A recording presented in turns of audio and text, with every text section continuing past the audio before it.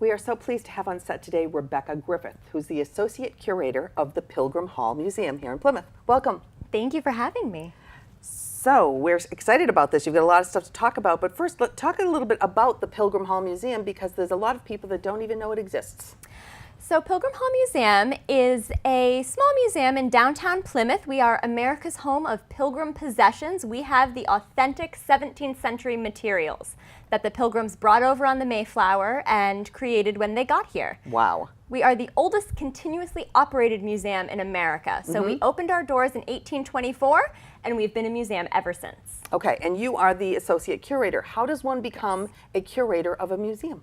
Well, a lot of schooling. Yeah. I went to 6 years of college to get my master's degree, and then for one of my classes, we actually took a field trip to Pilgrim Hall Museum. Yep. And I stayed behind to talk to the then curator at the museum and became an intern in 2015. And you fell in love with the place? I did. Yeah. It's amazing. Now, what is your major in college to become a museum curator? Is there a curation? So my degree is in public history, Okay. but you can also get museum studies degrees. And museum studies. Yes. Okay. So you've got a lot of background in this. Yes. Okay. So being the oldest continuously operated public museum in the country, I assume. Yes. Okay. You name some of the things, the original things that you have there at the museum that people could come see. So we have a really wonderful collection. We have William Bradford's Bible that he would have used for worship every day. We have the sword of Miles Standish, the military captain. These are the authentic first generation. Authentic, These are them. actual objects, Wow. yes, Okay. of the pilgrims on display. We have the only portrait of a Mayflower passenger that was done from life. It was actually which is painted Edward at the Winslow. time in the Yep. 1600s. Yep, in the 1650s in London it was painted. Wow. And how did you gather all this museum stuff that you have? Where did you get it? So since we've been open for almost 200 years, Yep. we've done a lot of collecting, either from descendants donating objects Okay. to our museum, or sometimes really rare things come up for auction and we would go And for you will it. go purchase them. Yes. Yeah. Okay. Now the museum itself has 2 floors.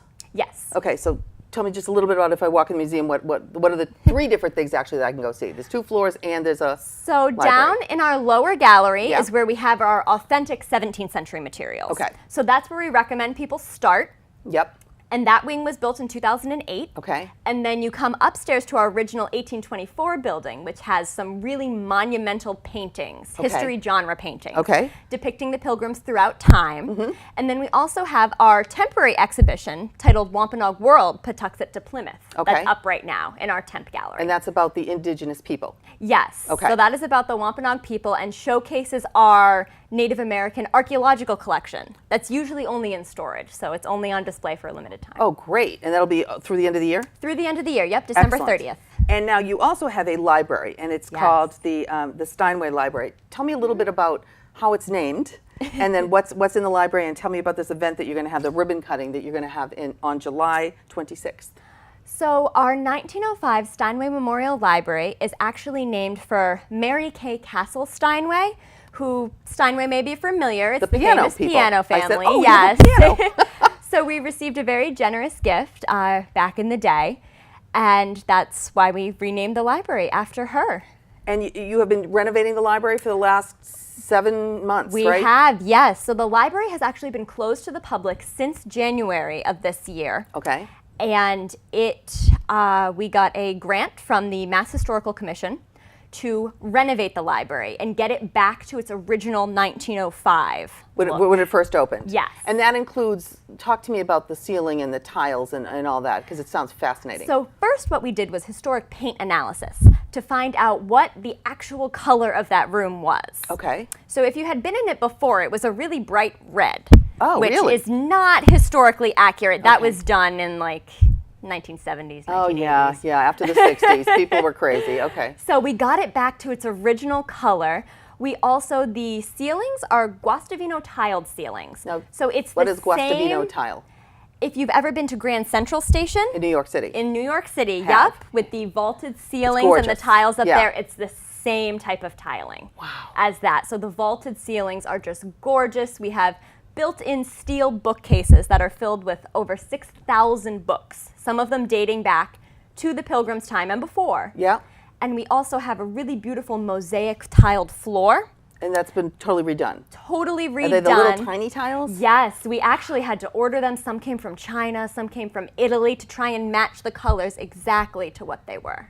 Now, how do you keep this all preserved? Now that you've done it, I would think that traffic will end up making it like dirty. I mean, how do you keep it Well, we in have this a state? very rigorous cleaning schedule, Okay. and we will have a rug that'll go down on Okay. some of the floor to kind of protect it, and the acoustics with the sound, it needs Oh, a rug absolutely. in there with the vaulted ceiling. Because it must get loud. Yes, Because it's like an absolutely. echo chamber. Right. Yes, right. and it's even got those little whisper corners. I don't know if you've seen Yeah. that in Grand Central Station either, but Wow. very strange acoustics, but very cool. Yeah. So when you walk in the library on the 26th of July from 4 to 6 for this ribbon cutting event that you're having, people will get to not only see the library in its restored state, but will there be any lectures? Will there be any movies? Or what else is going to happen? So we will talk a little bit about the history of the library and the process that's going through there, and then we are going to have a couple of portraits on display for people to look at and see.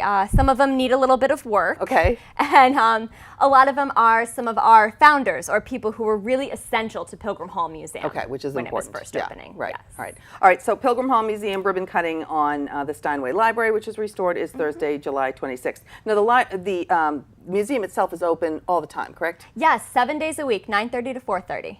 Even during Christmas? We are closed Christmas Eve, Christmas Day, New Year's Eve, and the month of January. But we are open on Thanksgiving. Thanksgiving Day, you're open. Okay. Yep. All right, great. So, and if people want to find out more information about the library, you have a website? Yes, we do, pilgrimhallmuseum.org. Okay, excellent. And any closing remarks about the museum itself and the future of the museum? So we have a lot of really big plans, of course, with 2020 coming up, the Yep. 400th commemoration anniversary. A lot of really exciting things are happening at the museum and the town of Plymouth in general. Right. So I recommend everyone go online and check it out. So you're going to be interwoven with all the 2020 events. Pilgrim Hall Museum will be an intricate part of that, Of clearly. course, Clearly. yes. Okay, and parking? Because that's always, people always say about parking. We do have our own parking lot Okay. behind the museum That's great. Excellent. for our visitors. Okay, so we're looking forward to see, and everyone should go visit the Pilgrim Hall Museum. Absolutely. Okay, thank you so much, Rebecca. Thank you for Great to having have me. you.